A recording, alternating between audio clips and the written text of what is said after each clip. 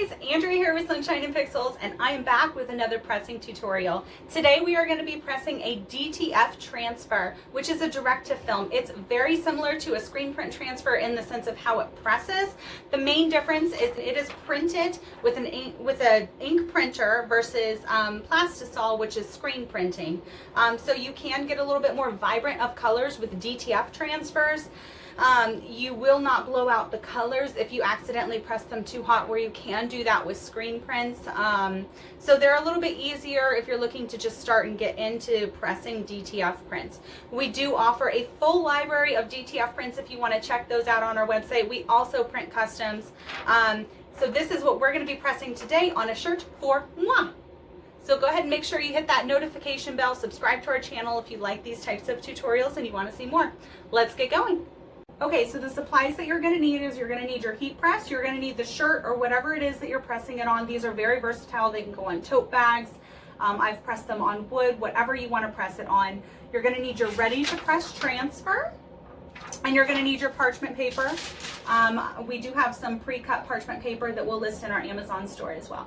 So go ahead and get your supplies. The temperature for your heat press that you're shooting for is between 265 and 275, and you're going to be pressing it for about 10 seconds for the initial press.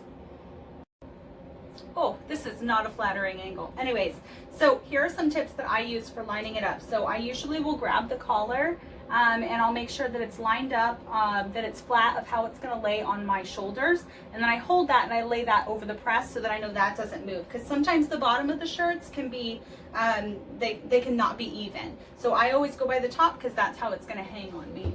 Then I do about, for a size large shirt, I do about 3 fingers from the collar. This is kind of a dipped neck, so I'll probably go a little bit closer to the collar. I need to move this up just a little bit.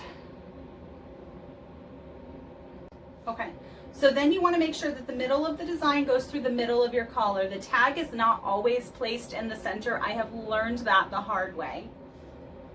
All right, so just make sure that your transfer is pretty centered. They do have T-squares and things that you can buy too. I just kind of eyeball it, but you are welcome to do that. I'll try and find a good one and link it in the Amazon store for you. Okay, so then you just need to get your parchment paper and cover your transfer with it. You can reuse these parchment papers, and you're going to press at about 265 to 275. Initial press is 10 seconds. Okay, so now that that's done, we have pressed it. We're gonna let it cool down because it is a cool peel. It's not a cold peel like with Oki, where you have to, and I'm not knocking Oki, but it is different. I'm just trying to explain that it's a different process. You don't have to put like ice packs. It doesn't have to be like actually cold to peel it. You just need to shake it a little bit, get it to cool down, and it'll peel nice and smooth. So give it a couple good shakes. All right, and then just grab a corner, and all you're gonna do is peel. And as you can see, it peels like butter. So nice and smooth. Okay, so with these transfers, I do always recommend a second press. It just kind of seals it in. I use the same parchment paper, press at the same temperature. You're just gonna press for about 8 seconds. If you press with Teflon, it can it can leave a shiny finish to it. So I always recommend parchment paper. Everyone likes that matte finish. If you like the shiny, go ahead and use Teflon.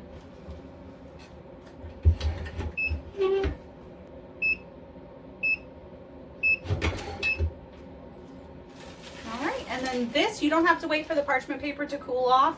When on that second press, just go ahead and peel it right off.